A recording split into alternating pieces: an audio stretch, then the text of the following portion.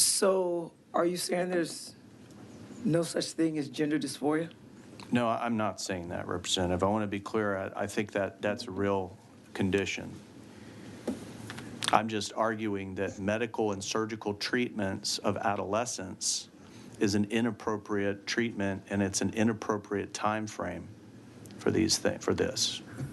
So I'm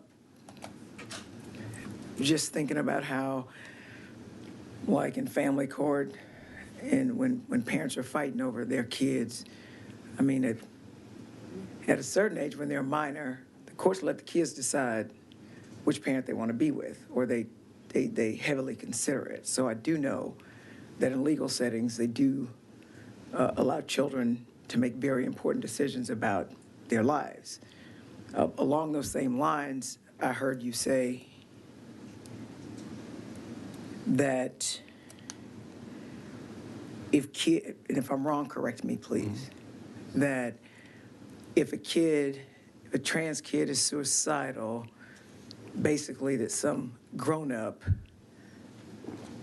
convinced them that they were, like, suicidal. Did I hear that right, or I did not hear that right? I don't think that's what I said. Okay, because I can think back to this case where I represented a trans woman in criminal court. And when I talked to her mom to try to find mitigating testimony, her mom said when she was in pre-K, when they lined the kids up, and this was before social media, so this trans woman didn't have the internet telling her that she could be something that she wasn't born as. But when she was in pre-K and the teachers lined up the kids to go to the restroom, they put the boys in this line and they put the girls in this line. She always got in the girl line. And so the teacher said something to mom about, well, can you tell him he needs to get in the boy line? And it didn't matter how much mom said you need to get in the boy line. She always got in the girl line. And of course, she grew up to be a trans woman.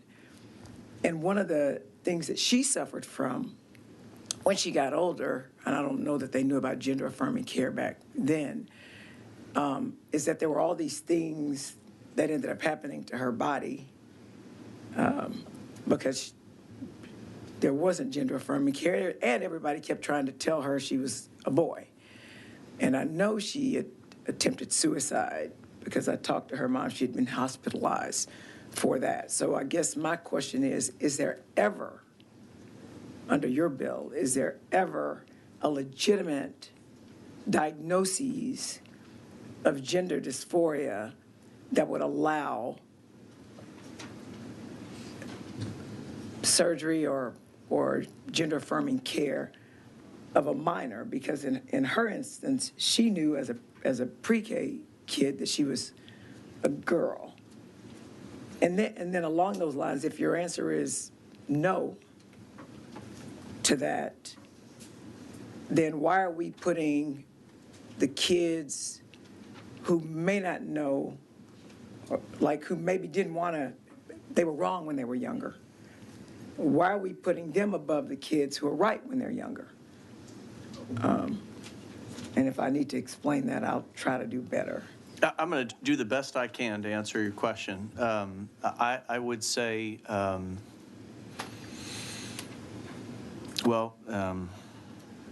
see. You actually said a lot, so I'm trying to think out how to package this. So did you.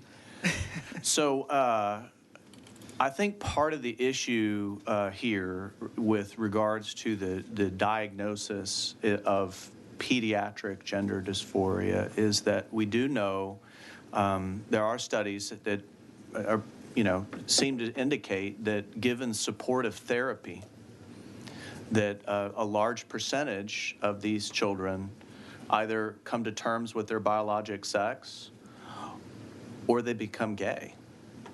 And so the reality is that I think what I have not seen and what I don't think that the science is very good about right now is figuring out who's who.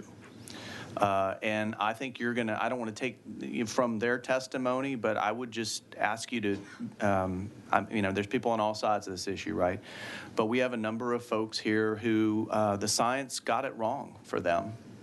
And I think the most important thing that we have to contemplate as we hear this is that none of this is reversible. And if you guess wrong, and a child goes through several years of puberty blockers and cross-sex hormones, they're not going to get back to square one ever. And so were that the case, were it completely reversible, this might be a slightly different conversation, but it isn't. And the more we learn about this, the more we realize that the secondary effects and consequences of cross-sex hormones and puberty blockers go far beyond just secondary sexual characteristics of the opposite gender.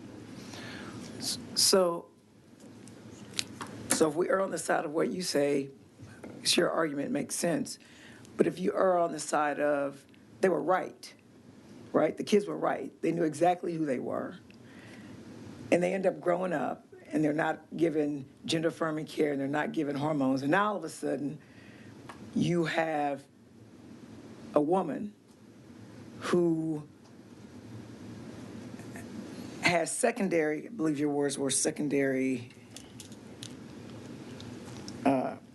effects where she can't even, she doesn't look like a woman, she doesn't feel like a woman because you denied her access to stuff when she could have blocked it. And so I guess my question is, why is the one subset of people more important than the other subset of people?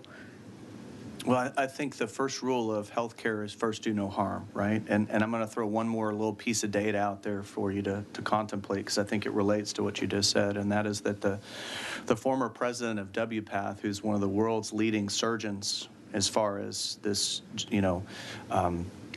transition surgery, recently said that this epidemic of childhood puberty blockers and cross-sex hormones is actually making it harder to do gender-conforming surgeries.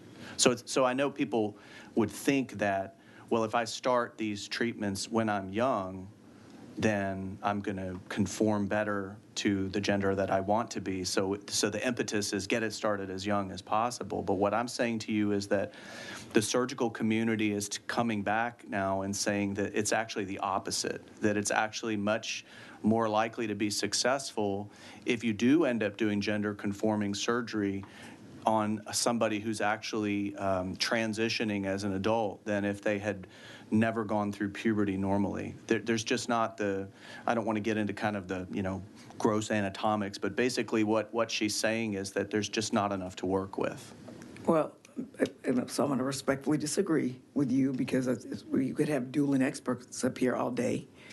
And I'm just trying to figure out why your experts are better than my experts, or the people that you're seeking to represent are more important than the people that I and others like me are seeking to represent. That's because innately that means that we're treating a certain class of citizens like second-class citizens.